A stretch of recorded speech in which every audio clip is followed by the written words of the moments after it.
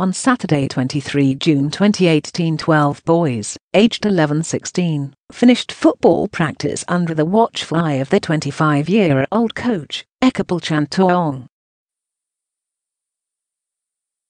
The group then cycled to a popular tourist attraction, Tham Luang Nang Non cave, for a birthday treat. This cave system runs for many miles underground and is explorable from November to June. It is prone to seasonal flooding during the monsoon months, June to October.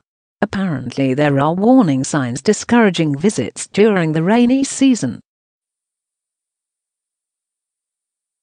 The second volume of the Caves of Northern Thailand states that Tham Luang Nang Non cave has an impressive entrance chamber about 80 mt/260 feet long, and leads to an easy walk along spacious passageways that last for about half a mile/1 kilometer.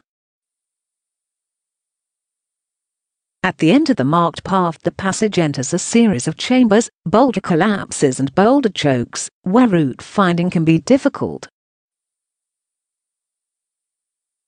After a few hundred meters, the cave narrows to a passage 2 mt/6.5 feet wide and 3 mt/10 feet high. After that, the cave splits off into different directions, including several that lead to other chambers, pools of water or places with high avens and shafts that reach the surface. Media reports have suggested that it not the first time the boys had explored the cave in northern Thailand.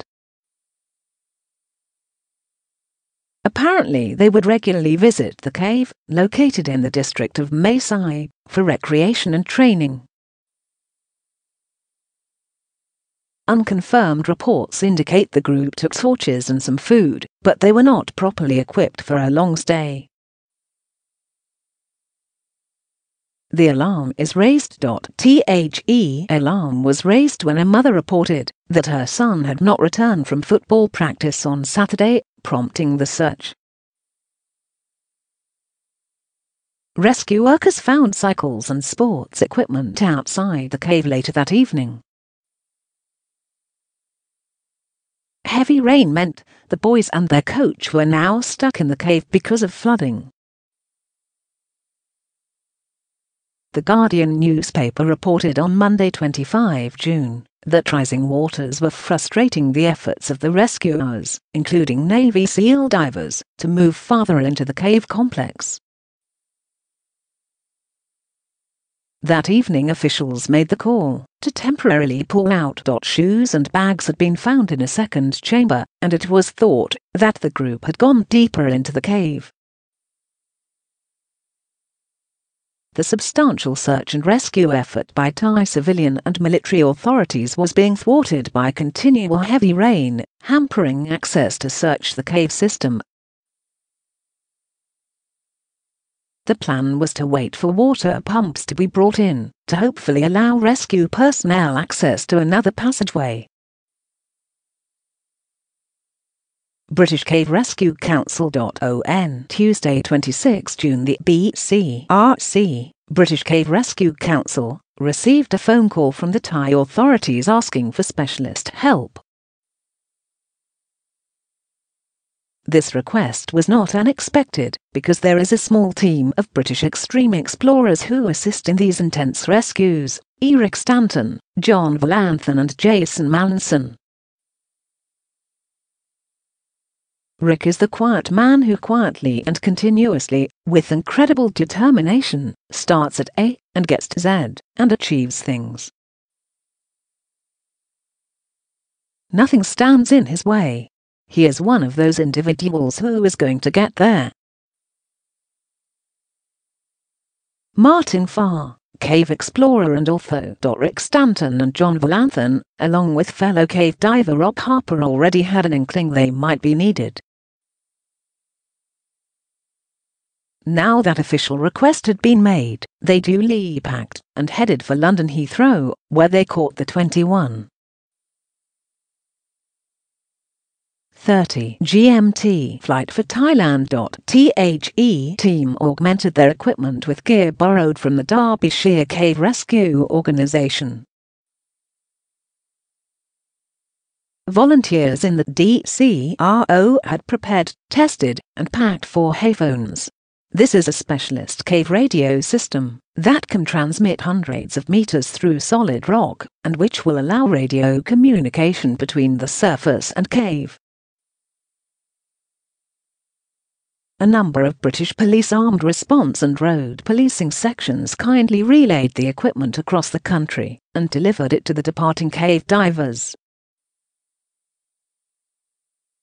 The role of British cave rescue divers. The Thai authorities remain in full control of this rescue effort.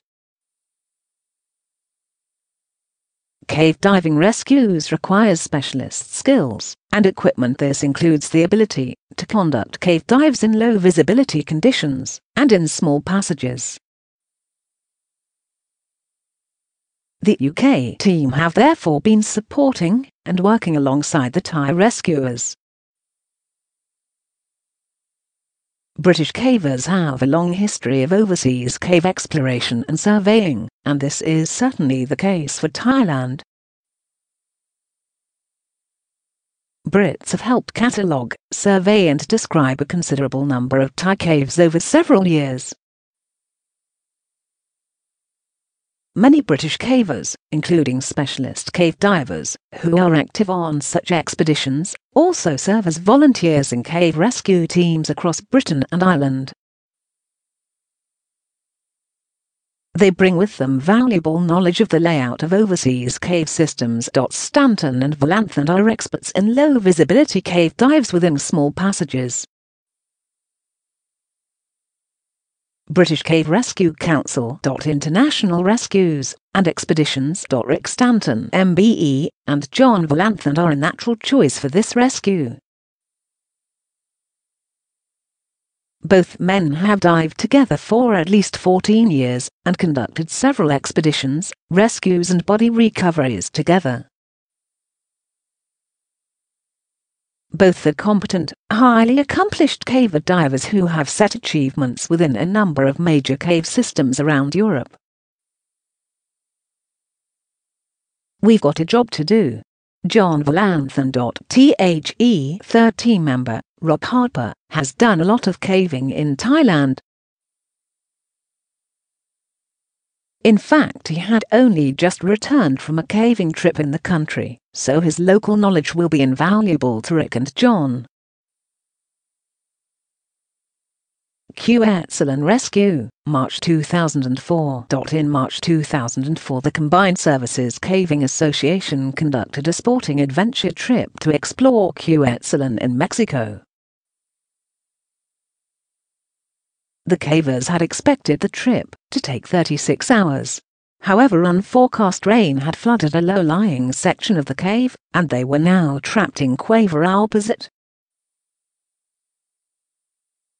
The team was well prepared. They had an underground camp, food, sleeping bags and a hayphone. Rick Stanton and Jason Mallinson were flown in the operation. To safely dive out all the cavers took about 9 hours. Galway, September 2011. In September 2011, Polish cave diver Artur Kozlowski died while exploring Ireland's Coulterton system, north of Court in southern Galway. At the time, Kozlowski held the record for the deepest penetration of any cave complex in Britain or Ireland. When he failed to return when planned, the Irish Cave Rescue organisation organised a series of searches. Rick Stanton and John Volanthan were flown in as part of an intergovernmental request. The British experts worked with the Irish Cave Rescue organisation and the Garda to recover Kozlowski's body. Pozo Azul, September 2010. In September 2010, Jason Mallinson led a team to dive the unexplored Pozo Azul cave system in Spain. The dive team comprised of Jason, Rick Stanton, John Valanthan and Renee Hauben. The dive took 2.5 days and broke the previous world record dive of 8 miles, 7,800 mt/25,591 feet. Jason Mallinson and his team dived 5.5 miles, 8,825 mt/28,953 feet, into a cave. The dive was likened to climbing Everest. You don't get scared, but you are permanently conscious of your equipment. If the slightest thing goes wrong, then you are in a position where you might never be coming back. Close quote. Jason Mallinson. Ardich Gorges, October 2012. On Sunday 3 October 2012, cave explorer Eric Establey entered the Ardich Gorges underground tunnel complex to survey the cave. There had been no contact from Establey on the following day, and rescuers were concerned that if he is trapped in an air pocket that he would only have 24 hours to live. Rick Stanton and John Valanthan were asked to go to Ardich Gorge, France, to lead a rescue attempt and find Establey. After a very dramatic and determined 8-day rescue mission, their divers found Eric Establey's body trapped by a silt avalanche. Princess Alexandra subsequently presented the duo with the Royal Humane Society Award at Buckingham Palace for their efforts. The thing about cave diving is that it is such a low-key sport. The people who do it are often quite understated, and certainly don't want to be up on any kind of pedestal, me included. Rick Stanton. Plura Cave, February 2014. On 7 February 2014, a 2-line report was posted on the forum, Rebreathe the World, advising of a Norwegian diving incident. Sadly, 2 divers died in the caves of Plura yesterday. They ran into problems at 130 meters. 3 teammates made it back to the surface, and 6 was taken to the chamber. The 3 divers are okay. The Norwegian authorities planned an official recovery operation of the 2 bodies. They called in Rick Stanton, John Valanthan and Jason Mallinson. The team accessed the cave and dived the accident site to survey it. It was found that one of the victims could not be readily freed, and in fact he blocked access to the second victim. It was evident that it was going to be quite a protracted affair, lots of dives, down, deep and cold, and that was really beyond our remit, said Rick Stanton. The only alternative was to perform the traverse from Plura all over again, and thus gain access to the victims from the other side. The team deemed the process was too risky, with the potential that a rescuer might also have a fatal dive. The Norwegian police called off the recovery. Plura Cave remained closed. A secret plan was subsequently hatched and executed by a small team of Finnish divers, and the 2 bodies were recovered. Thailand Rescue. Rick Stanton, John Valanthan and Rob Harper are working in Thailand in a voluntary capacity. Stanton and Valanthan have dived flooded passages and laid a guideline as they travelled through the system. They have been supported by a large team of Thai Navy SEAL team divers and divers from Australia and the USA who are ferrying in air cylinders and establishing air supply dumps. A rescue mission like this cannot happen without huge levels of support from the word go. It will always take a great number to get a few to the known end, but the reward is always felt by the whole team. Christual. They are diving daily, for long periods, in very challenging and hazardous conditions and need full rest and recuperation in the short time between dives, a BCRC spokesman said. Clear judgment and physiological recovery are essential for their personal safety and effectiveness in the operation to rescue the boys. Close quote. On Monday 2 July at 16:30, news broke in the UK that Rick Stanton and John Valanthan had found the 12 boys and their coach alive and well in a relatively small, dry airspace south of the Pattaya beach area of Tham Luang Nang Non cave. It was estimated that the group were approximately 200 mt/656 feet south of the underground Pattaya beach landmark.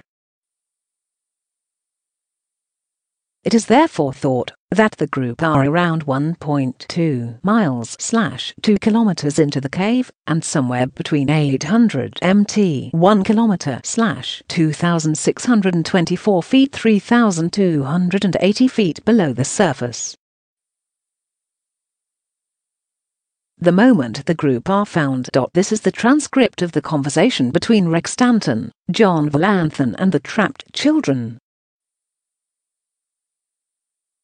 Rick: how many of you are there? Children: 13. Rick: 13. Brilliant! Rick: there's 2 of us. We had to dive. Rick: we're coming, it's okay. Many people are coming. We are the first. Children ask what day it is. Rick: Monday. 1 weekend Monday. You have been here 10 days. You are very strong, very strong. Rescuers urge them to go back from edge of water. Divers then swim over to their side. John: that is just their most amazing timing. Children: what day you come help me? Rick: we hope tomorrow. John: Navy SEALs will come tomorrow with food, doctor and everything. Today you have a light. We will give you more lights. A lot of rummaging around and darkness. Rick: we are happy too, in response to an audible comment. Children: where you come from? John: England, UK. What happens next? This is a challenging rescue, and it has not been helped, because it is monsoon season. The weather factor cannot be underestimated. If it stays dry, and the cave system is successfully pumped clear of water, this will positively aid the rescue. The group could be dived out, however this is a high-risk solution. It is a very long swim of 90-odd minutes and counting, in cold water, tight passageways and very poor/nil visibility. Although water levels have dropped, the diving conditions remain difficult.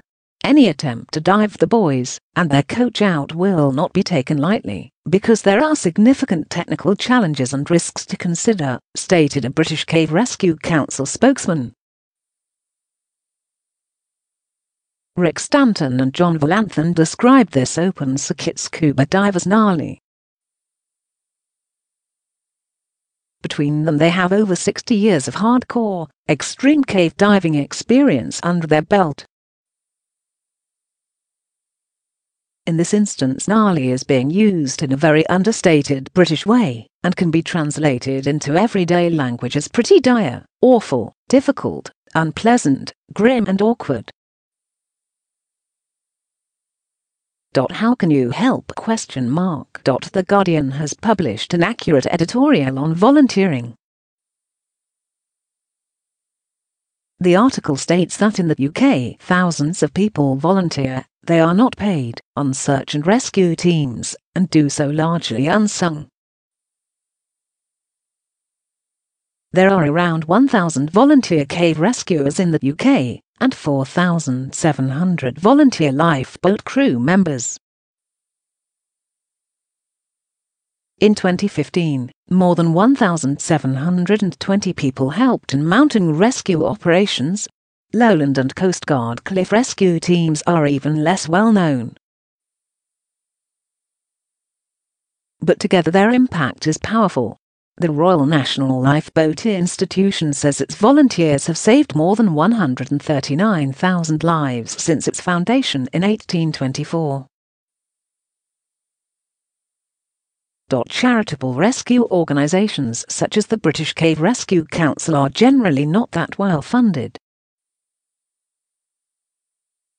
If you feel that you wish to make a practical difference, please consider donating to this charity. The money will be used to support future cave rescues, purchase valuable equipment such as the hayphones,